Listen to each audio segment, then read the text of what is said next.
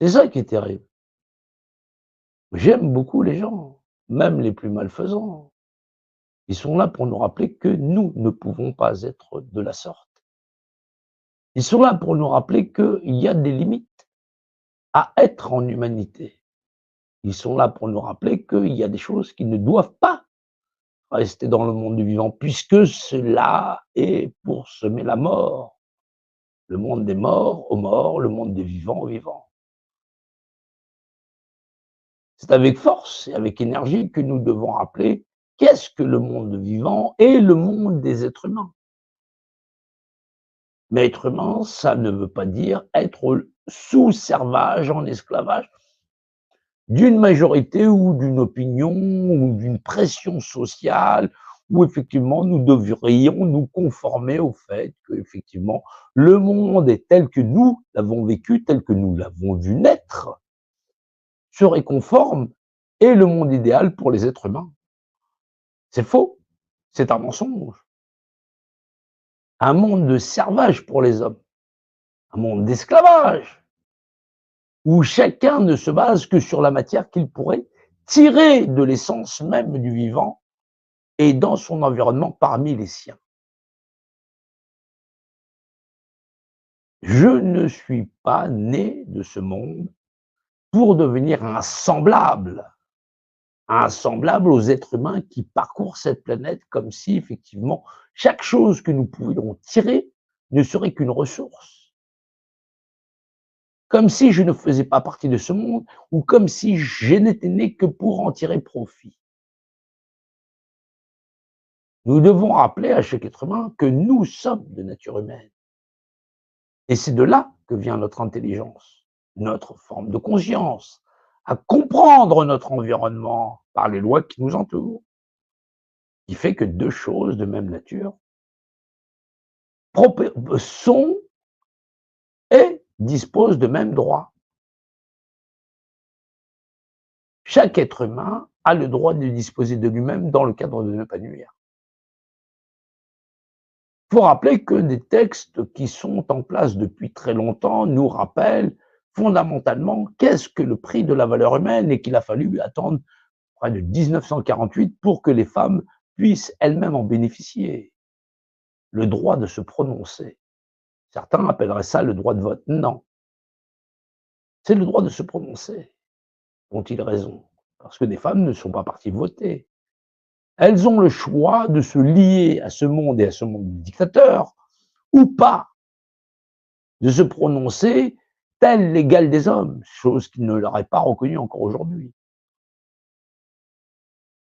On aura l'adage de qui tient la culotte. C'est quelque chose que tout le monde se partage. Sommes-nous équitables à la même table, hommes ou femmes? Il faut comprendre que lorsqu'on parle des droits de l'homme et du citoyen, quand on parle de tous les hommes naissent libres et égaux en droit, que chaque individu sur cette planète est l'ego de chaque individu en ce monde, parce qu'elle n'est pas simplement nationale, elle est aussi internationale et elle est même européenne. Car cette déclaration, qui se découle en français sous la Déclaration des droits de l'homme et du citoyen 1789, est aussi une déclaration universelle des droits de l'homme. Mais elle est aussi une convention européenne des droits de l'homme qui stipule clairement et qui est le fondement des sociétés modernes et civiles dans les principes de droit administratif et de gestion de société. Chaque être humain est un être égal, équivaut de son voisin, à disposer de lui-même de plein droit. Qu'il est libre d'élire son représentant et que celui-ci légifère en son propre nom, son mandataire. Et celui-ci dispose de mandats.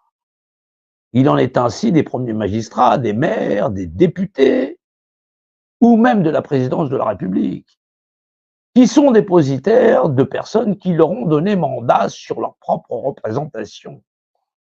En ayant signé, en étant passé par les urnes, en disant je renonce à mon droit souverain de disposer de moi-même et le lègue à autrui qui sera mon premier magistrat ou ma députance, ou effectivement le premier représentant à mon titre auprès de la nation. Mais il en est tout autre pour certains de ces citoyens.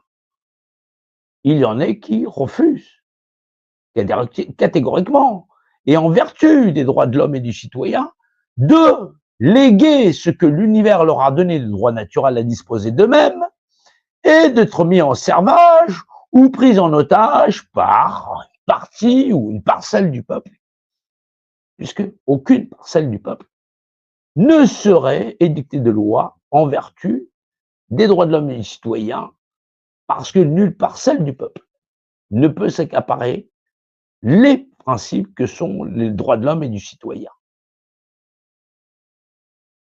Comme j'en fus partie, comme je suis partie de ces groupuscules qui refusent fondamentalement, si ça n'est pas en vertu de l'évolution de l'homme, d'un point de vue sociétal et intellectuel, de me soumettre à une majorité ou une minorité, aussi tordue qu'elle soit.